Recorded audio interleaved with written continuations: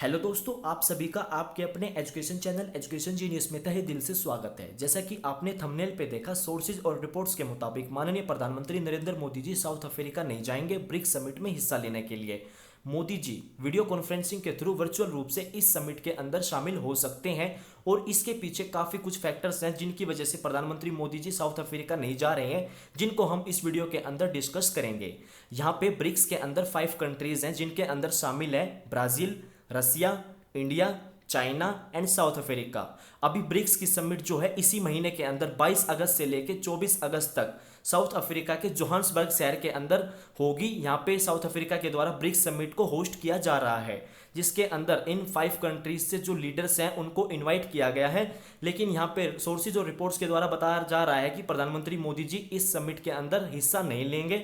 बल्कि मोदी जी वर्चुअल रूप से इसके अंदर हिस्सा ले सकते हैं। और कुछ से महीने पहले ही यहाँ पे रसिया के राष्ट्रपति व्लादिमीर पुतिन द्वारा भी ये कहा गया था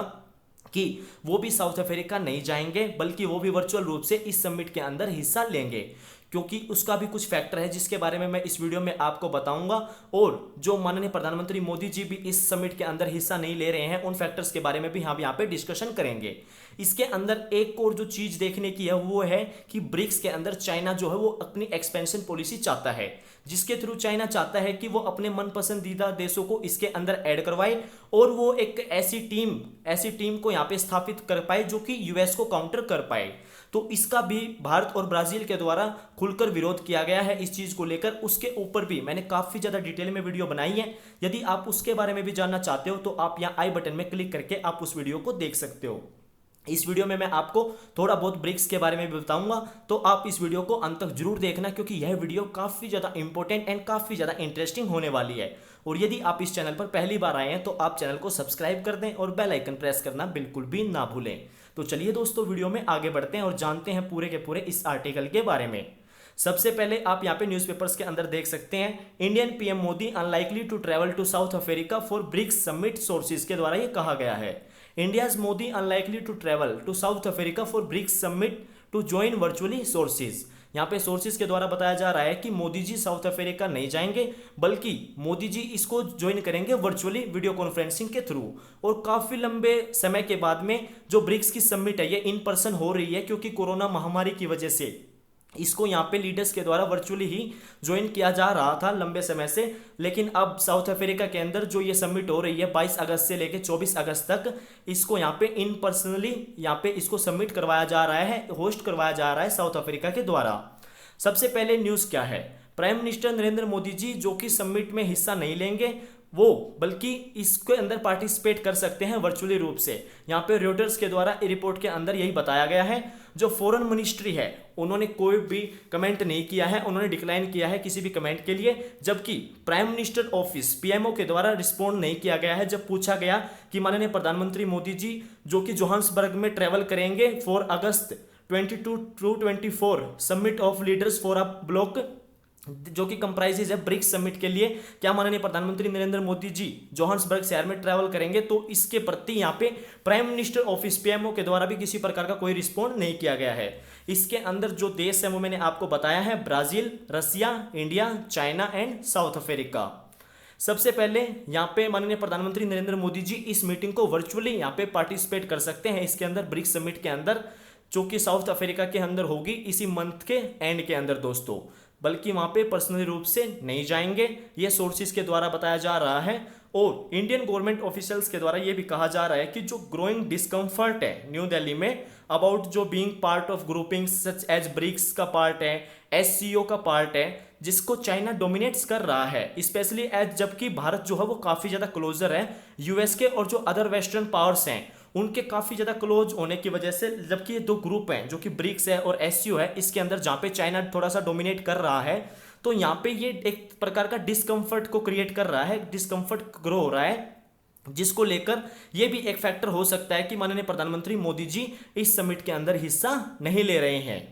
रशियन प्रेसिडेंट व्लादिमीर पुतिन, जिन्होंने ऑलरेडी इस बात को डिसाइड कर दिया है कि वो भी वर्चुअली इसी को वर्चुअल रूप से यहाँ पे अटेंड करेंगे, पर्सनल रूप से वो भी वहाँ पे नहीं जाएंगे। उसके पीछे भी एक वजह है जिसके बारे में मैं आपको थोड़ा सा वीडियो के आगे बताऊंगा डिटेल में। चाइना और जो रसिया, मैंने आपको बताया कि रसिया इतना ज़्यादा इसको लेके सीरियस नहीं है, बट रसिया को भी किसी प्रकार की कोई भी स्टेटमेंट पास नहीं की गई है। तो दोनों के दोनों कंट्री यहाँ पे हम कह सकते हैं कि वो चाहते हैं कि जो एक्सपेंशन हो ब्रिक्स का इस समिट के अंदर, इस चीज़ को यहाँ पे डिस्कस किया जाए। जबकि इंडिया ने यहाँ पे रिजर्वेशन अबाउट दैट आइडिया, यानी कि भारत के द्वारा भी इसके अंदर आइडिया दिया गया है कि कैसे किस प्रकार से अगर कोई कंट्रीज हैं जो इसके अंदर शामिल होना चाहते हैं तो उनको यहाँ पे कैसे ऐड किया जाए।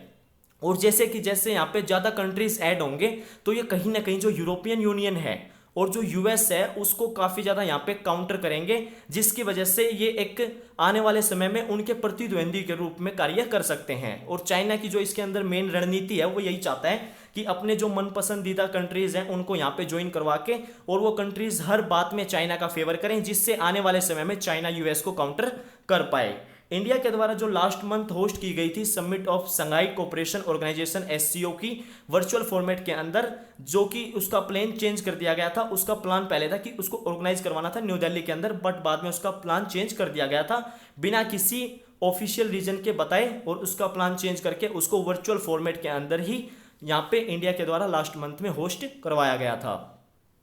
और सबसे पहले जैसे मैंने आपको बताया कि भारत और ब्राजील के द्वारा जो चाइना की ब्रिक्स एक्सपेंशन को लेके पॉलिसी है उसके अगेंस्ट में पुशबैक भी किया गया है। और आप ये आर्टिकल्स भी देख सकते हो यहाँ पे न्यूज़पेपर के अंदर, India Brazil resist Chinese bid to expand BRICS raising concern of global power shift. यानी कि ये एक प्रकार का कंसर्न है, अगर चाइना यहाँ पे अपने मन पसंदीदा कंट्रीज को ऐड करवा रहा है और वो कंट्रीज चाइना का फेवर करेंगे तो कहीं ना कहीं हमें ग्लोबल जो पावर शिफ्ट है वो देखने को मिल सकता है, और जिससे जो चाइना है वो डायरेक्टली यूएस को यहाँ पे काउंटर कर पाएगा। और इसके अगेंस्ट में तो बिल्कुल ब्राजील ने सख्त स्टैंड लिया है कि ब्राजील नहीं चाहता कि चाइना इसके ब्रिक्स एक्सपेंशन को करे और वो यूएस को काउंटर करे। इसके ऊपर यहाँ पे ब्राजील के द्वारा इस प्रकार की स्टेटमेंट भी दी गई है। और यहाँ पे हम देख सकते हैं कि जो समिट है ये अब जब हो रही है जबकि काफ़ी ज़्यादा हाई टेंशन है बिटवीन वॉशिंगटन एंड बीजिंग के बीच में, और जो साउथ अफ्रीका है वो भी इस बात को लेकर काफ़ी ज़्यादा फ्रैटेड है कि जो रशियन प्रेसिडेंट व्लादिमीर पुतिन है वो वहाँ पे प्रेजेंट होंगे या नहीं होंगे। लेकिन जबकि उन्होंने इस बात को पहले ही ऑलरेडी डिसाइड कर दिया है कि राष्ट्रपति व्लादिमीर पुतिन वहाँ पे साउथ अफ्रीका के अंदर इस समिट के अंदर शामिल नहीं होंगे, वो वर्चुअल रूप से ही पार्टिसिपेट करेंगे, ताकि जो साउथ अफ्रीका है वो जो इंटरनेशनल क्रिमिनल कोर्ट है उन्होंने व्लादिमीर पुतिन के खिलाफ में जो अरेस्ट वारंट है वो जारी किया हुआ है, और जो कंट्रीज इंटरनेशनल क्रिमिनल कोर्ट का हिस्सा हैं उनकी रिस्पॉन्सिबिलिटी है, उनकी जिम्मेवारी है, अगर व्लादिमीर पुतिन उनके कंट्री को विजिट करते हैं तो वो उनको अरेस्ट करें और वो इंटरनेशनल क्रिमिनल कोर्ट के हवाले उनको कर दें। तो यहाँ पे उनके द्वारा ये बताया गया है कि वर्चुअली रूप से ही इसको पार्टिसिपेट करेंगे, ताकि जो साउथ अफ्रीका है वो किसी भी प्रकार से इस चीज को वहां पे एग्जीक्यूट ना कर पाए कि इंटरनेशनल क्रिमिनल कोर्ट के अंदर फिर वहां पे व्लादिमीर पुतिन जी को अरेस्ट कर लिया जाए, उनके खिलाफ में जो अरेस्ट वारंट है उसको देखते हुए। और जो ब्लूमबर्ग की रिपोर्ट है उसके मुताबिक जो चाइना है वो चाहता है कि इंक्लूड किया जाए जो एमर्जिंग मार्केट्स के अंदर जो ग्रुपिंग्स हैं, ताकि चाइना एक अपना पॉलिटिकल जो क्लोट है उसको एस्टेब्लिश करे और फिर उसके बाद में एज वेल एज वो यूनाइटेड स्टेट्स को काउंटर करे। जबकि मैंने आपको बताया कि जो ब्राजील है वो इसके बिल्कुल अगेंस्ट में है, जो ये चैलेंज किया जाएगा यूएस को थ्रू ब्रिक्स के एक्सपेंशन के, ये इसके अगेंस्ट में है ब्राजील बिल्कुल। जबकि यहाँ पे इंडिया के द्वारा ये कहा गया है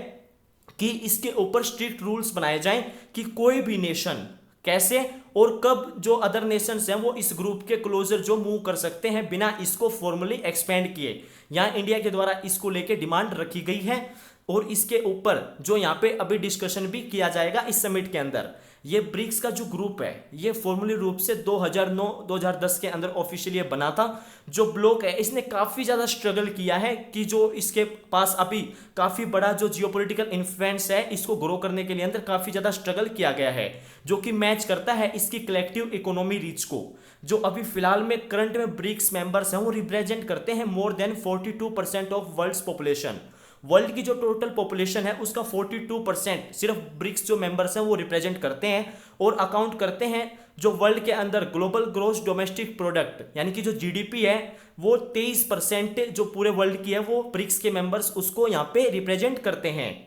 और जो 18% ट्रेड है वर्ल्ड के अंदर जो टोटल ट्रेड है उसका 18% ट्रेड ब्रिक्स मेंबर्स के द्वारा यहाँ पे अकाउंटेबल है वो उसके और रिप्रेजेंट किया जा रहा है। ड्राफ्ट रूल जो एडमिशन के लिए इस ग्रुप के अंदर वो भी ड्रॉन अप किए गए जब भारत ने चाइना का पुश था एक्सपेंशन के लिए, जब उसका ओपोजिशन किया तो यहाँ पे जो ग्रुप के लिए ड्राफ्ट रूल है वो भी ड्रॉन अप किए गए। ये 2 इंडियन ऑफिशियल्स के द्वारा यहाँ पे कहा गया। और जो गाइडलाइंस हैं वो अभी एक्सपेक्टेड है कि वो डिस्कस की जाएंगी और अडोप्टेड की जाएंगी। जो अभी लीडर्स की समिट है इसके अंदर इस चीज को यहाँ पे डिस्कस भी किया जाएगा और गाइडलाइंस को भी यहाँ पे देखा जाएगा।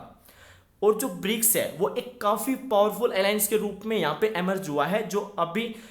मार्केट इकोनॉमीज हैं over the course of the 21st century, जिसके अंदर ये कंप्राइजिंग है Brazil, Russia, India, China and South Africa. और जो इनका ये एक्रोनियम है वो एल्यूड्स करता है टू द ग्रुप जो कि इंक्रीजिंगली काफी बिकम हो चुका है ब्रिक्स एंड मोर्टार, जो पूरे वर्ल्ड के अंदर ग्लोबल इकोनॉमी को यहाँ पे काफी ज्यादा सपोर्ट कर रहा है। इसी साल के अंदर ब्रिक्स ने ओवरटूक किया है G7 को, जो जिसकी ग्लोबल जीडीपी कंट्रीब्यूशन है उसको यहाँ पे ब्रिक्स के द्वारा ओवरटूक कर दिया गया है, जो कि ये पूरा का पूरा ग्रुप जो है अकाउंटेबल है फॉर ऑलमोस्ट 1/3 जो वर्ल्ड वाइड इकोनॉमिक एक्टिविटी है, उसमें से 1/3 जो है वो उसी के लिए पूरा का पूरा ब्रिक्स यहाँ पे अकाउंटेबल है। जो अमिड ग्रोइंग सिचुएशंस हैं, इकोनॉमिक स्टैग्नेशन है वेस्ट के अंदर, उन सभी को देखते हुए ब्रिक्स के द्वारा ये आइडिया भी फ्लोट किया गया था इवन, जिसके अंदर उन्होंने अपनी ओन ग्लोबल रिजर्व करेंसी के बारे में यहाँ पे आइडिया फ्लोट किया गया था, जो कि वो चाहते हैं कि जो यूएस डॉलर का स्ट्रैंगल होल्ड है उसको शैटर करने के लिए, जो कि काफी लंबे समय से चलता आ रहा है, जब से जो ब्रेटन वुड्स का 1971 में कोलैप्स हुआ है उसके बाद से जो यूएस डॉलर का बोलबाला चलता आ रहा है उसको बिल्कुल चकनाचूर शैटर करने के लिए यहाँ पे ये जो ओन ग्लोबल रिजर्व करेंसी है उसका आइडिया भी ब्रिक्स के द्वारा ही फ्लोट किया गया है। और जो एससीओ समिट है वो हेल्ड की गई थी जब माननीय प्रधानमंत्री मोदी जी वो अपनी स्टेट विजिट जो उन्होंने वॉशिंगटन के अंदर की थी, जहां पे प्रेसिडेंट जो बाइडेन ने उनके लिए रोल्ड आउट किया था द रेड कारपेट फॉर उनके स्वागत के लिए। उसके बाद में ही एससीओ की समिट यहाँ पे हेल्ड की गई थी। और इंडिया काफी ज्यादा इस बात से भी फ्रस्ट्रेटेड है जो वेस्टर्न कैपिटल्स हैं, जो उन जबकि जो इट्स अनविलिंगनेस है रसिया को कंडम करने की, इसके जो इन्वेंशन किया गया है रसिया के द्वारा यूक्रेन के अंदर, भारत उसको किसी भी प्रकार से कंडम नहीं करना चाहता है। जो भारत की अनविलिंगनेस है उसके अंदर भी इस बात को लेके भी काफी ज्यादा इंडिया यहाँ पे फ्रस्ट्रेटेड है, जो कि वेस्टर्न कैपिटल्स जो ओवर है इसकी अनविलिंगनेस के ऊपर। और इसके इंस्टीड में न्यू दिल्ली ने काफी ज्यादा जो ट्रेड है वो मॉस्को के साथ में, रसिया के साथ में एक्सपेंड ही किया है, और रिकॉर्ड अमाउंट में वहां से रसिया से जो ऑयल है वो भी परचेज किया गया है भारत के द्वारा। और इंडिया ने अभी जो इंडिया के पास में G20 की प्रेसिडेंसी भी है, और अभी जो G20 की समिट है, जो लीडर्स की समिट है, वो अभी सितंबर के अंदर उसको यहाँ पे भारत के अंदर होस्ट किया जाएगा। तो मुझे उम्मीद है कि आपको इसके बारे में समझ में आ गया होगा। और वीडियो देखने के लिए आप सभी का तहे दिल से धन्यवाद। मिलता हूं आपसे नेक्स्ट वीडियो में फिर इंटरेस्टिंग एंड नॉलेजेबल टॉपिक के साथ में। तब तक के लिए दोस्तों चैनल को सब्सक्राइब करें और बेल आइकन प्रेस करना बिल्कुल भी ना भूलें। थैंक यू दोस्तों। जय हिंद, जय भारत।